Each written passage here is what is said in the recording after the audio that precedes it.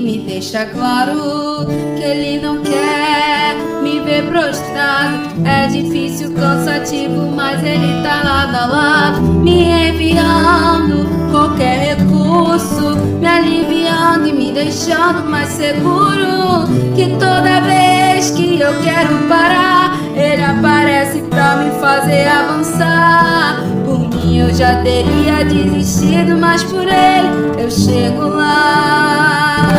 Foi por causa dele que eu ainda não parei nem desisti. Foi por causa dele que eu me levantei e decidi seguir. Foi por causa dele que eu ainda continuo a lutar. Por causa de Jesus que sempre me conduz, eu sei, eu chego lá.